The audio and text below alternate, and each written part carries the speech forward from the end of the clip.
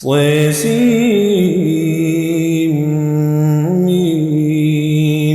تلك آيات الكتاب المبين نتلو عليك من نبأ موسى وفرعون بالحق لقوم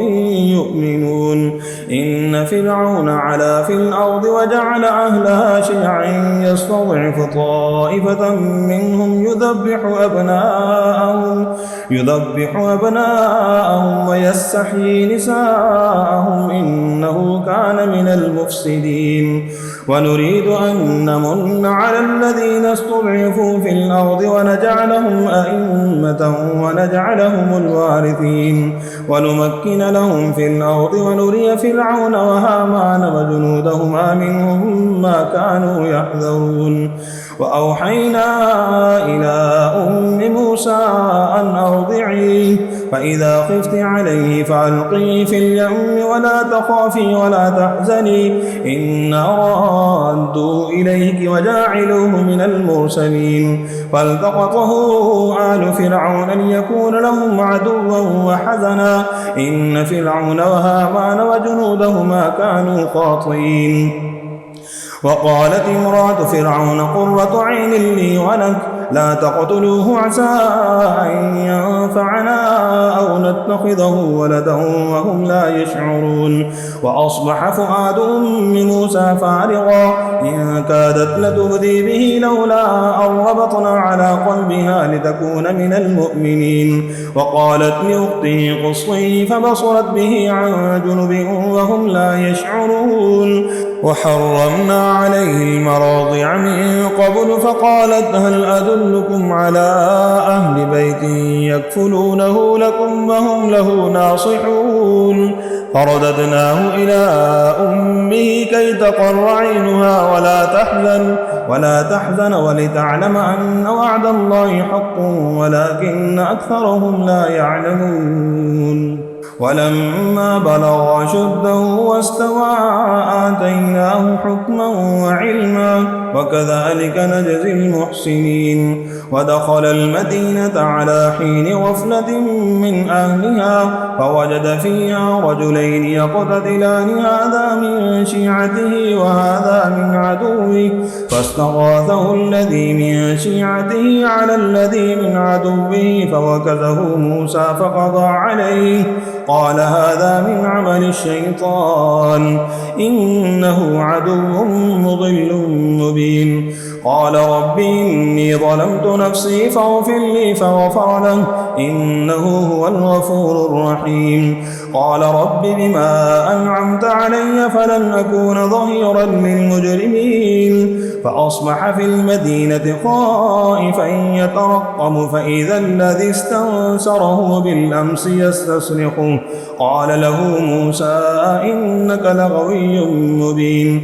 فلما أن أراد أن يبطش بالذي هو عدو لهما قال يا موسى أتريد أن تقتلني كما قتلت نفسا بالأمس إن تريد إلا أن تكون جبارا في الأرض وما تريد أن تكون من المصلحين. وجاء رجل من أقصى المدينة يسعى قال يا موسى إن الملأ يأتمرون بك ليقتلوك فاخرج إني لك من الناصحين. فخرج منها خائفا يترقب قال رب نجني من القوم الظالمين.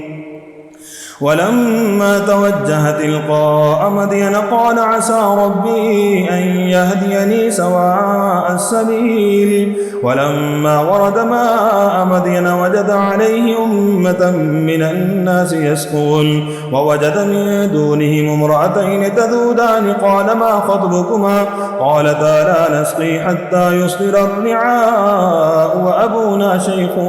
كبير. فسقى لهما ثم تولى إلى الظل فقال رب إني لما أنزلت إلي من خير فقير. فجاءته إحداهما تمشي على استحياء قالت إن أبي يدعوك ليجزيك أجر ما سقيت لنا. فلما جاءه وقص عليه القصص قال لا تخف نجوت من القوم الظالمين. قالت إحداهما يا أبت استأجره إن خير من استأجرت القوي الأمين. قال إني أريد أن أنكحك إحدى ابنتي هاتين على أن تأجرني 8 حجج فإن أتممت 10 فمن عندك وما أريد أن أشق عليك ستجدني إن شاء الله من الصالحين. قال ذلك بيني وبينك أيما الأجلين قضيت فلا عدوان علي والله على ما نقول وكيل. فلما قضى موسى الأجل وسار بأهله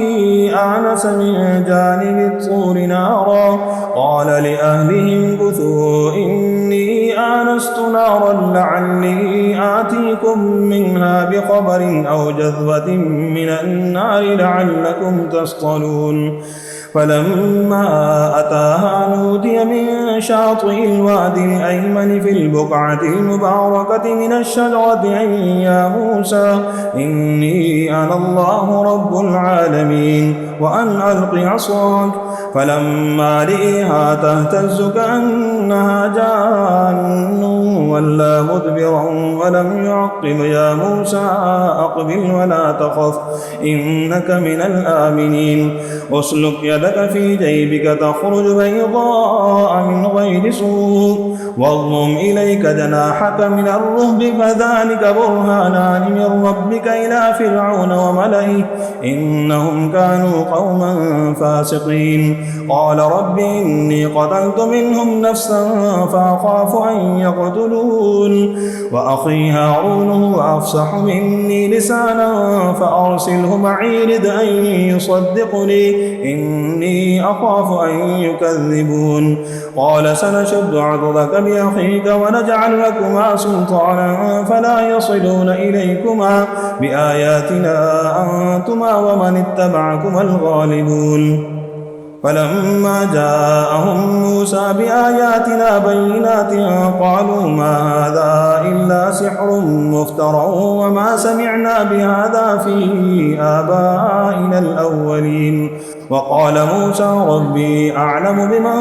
جاء بالهدى من عنده ومن تكون له عاقبة الدار إنه لا يفلح الظالمون. وقال فرعون يا أيها الملأ ما علمت لكم من إله غيري فأوقد لي يا هامان على الطين فاجعل لي صرحا لعلي أطلع إلى إله موسى وإني لأظنه من الكاذبين.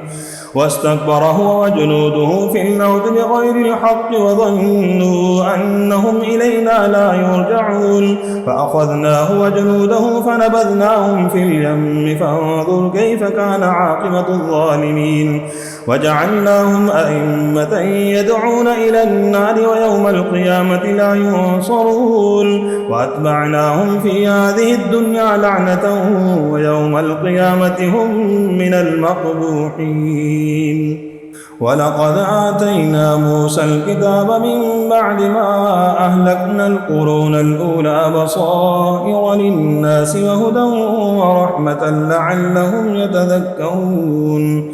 وما كنت بجانب الغرب إذ قضينا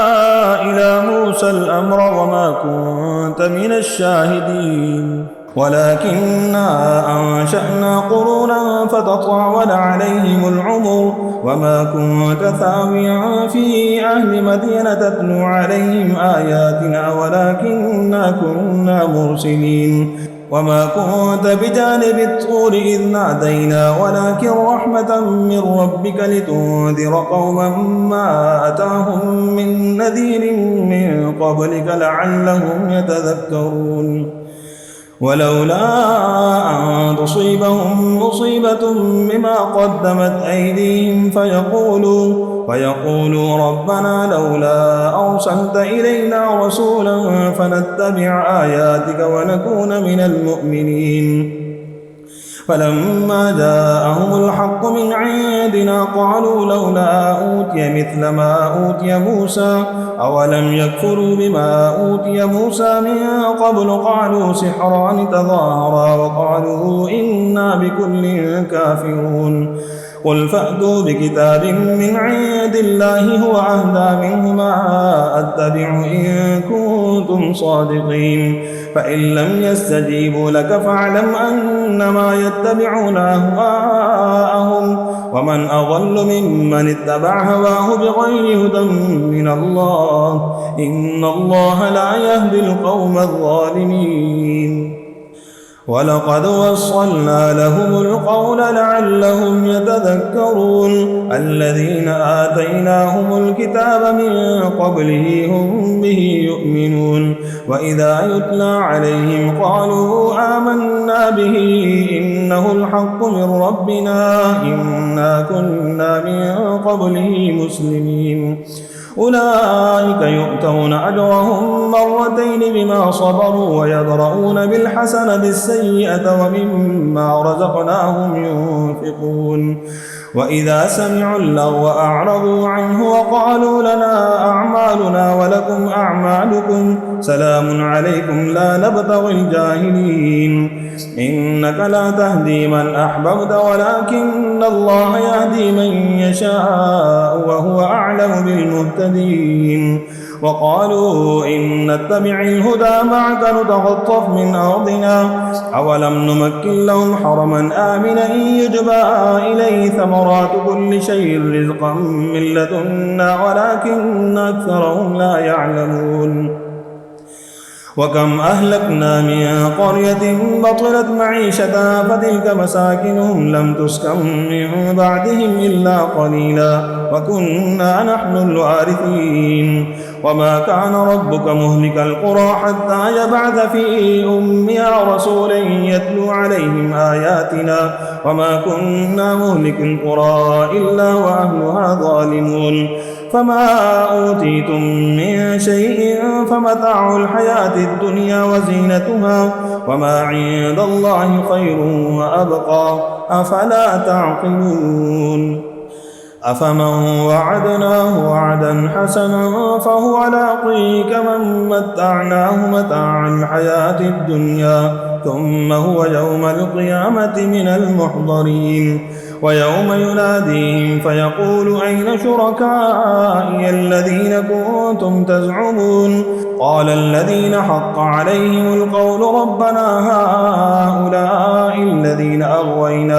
أغويناهم كما غوينا تبرأنا إليك ما كانوا إيانا يعبدون وقيل ادعوا شركاءكم فدعوهم فلم يستجيبوا لهم ورأوا العذاب لو أنهم كانوا يهتدون ويوم يناديهم فيقول ماذا أجبتم المرسلين فعميت عليهم الأنباء يومئذ فهم لا يتساءلون فأما من تاب وآمن وعمل صالحا فعسى أن يكون من المفلحين وربك يخلق ما يشاء ويختار ما كان لهم الخيرة سبحان الله وتعالى عما يشركون وربك يعلم ما تكن صدورهم وما يعلنون وهو الله لا إله إلا هو له الحمد في الأولى والآخرة وله الحكم وإليه ترجعون قل أرأيتم إن جعل الله عليكم الليل سرمدا إلى يوم القيامة من إله غير الله يأتيكم بضياء أفلا تسمعون قل أرأيتم إن جعل الله عليكم النهار سرمدا إلى يوم القيامة من إله غير الله يأتيكم بليل تسكنون فيه أفلا تبصرون ومن رحمته جعل لكم الليل والنهار لتسكنوا فيه ولتبتغوا من فضله ولعلكم تشكرون ويوم يناديهم فيقول أين شركائي الذين كنتم تزعمون ونزعنا من كل أمة شهيدا فقلنا هاتوا برهانكم فعلموا أن الحق لله وضل عنهم ما كانوا يفترون إن قارون كان من قوم موسى فبغى عليهم وآتيناه من الكنوز ما إن مفاتحه لتنوء بالعصبة أولي القوة إذ قال له قومه لا تفرح إن الله لا يحب الفرحين وابتغ فيما آتاك الله الدار الآخرة ولا تنس نصيبك من الدنيا وأحسن كما أحسن الله إليك ولا تبغ الفساد في الأرض إن الله لا يحب المفسدين قال إنما أوتيته على علم عندي أولم يعلم أن الله قد أهلك من قبله من القرون من هو أشد منه قوة وأكثر جمعا ولا يسأل عن ذنوبهم المجرمون فخرج على قومه في زينته قال الذين يريدون الحياة الدنيا يا ليت لنا مثل ما أوتي قارون إنه لذو حظ عظيم وقال الذين أوتوا العلم ويلكم ثواب الله خير لمن آمن وعمل صالحا ولا يلقاها إلا الصابرون فخسفنا به وبداره الأرض فما كان له من فئة ينصرونه من دون الله وما كان من المنتصرين وأصبح الذين تمنوا مكانه بالأمس يقولون ويك أن الله يبسط الرزق لمن يشاء من عباده ويقدر لولا أمن الله علينا لخسف بنا ويكأنه لا يفلح الكافرون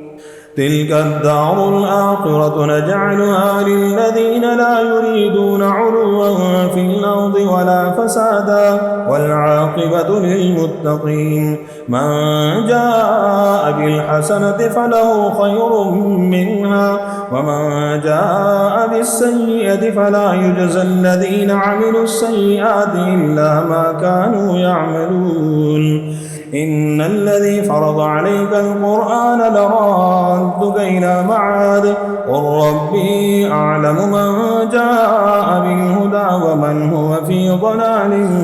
مبين وما كنت ترجو أن يلقى إليك الكتاب إلا رحمة من ربك فلا تكونن ظهيرا للكافرين ولا يصدنك عن آيات الله بعد إذ أنزلت إليك وادع إلى ربك ولا تكونن من المشركين ولا تدع مع الله إلها آخر لا إله إلا هو كل شيء هالك إلا وجهه له الحكم وإليه ترجعون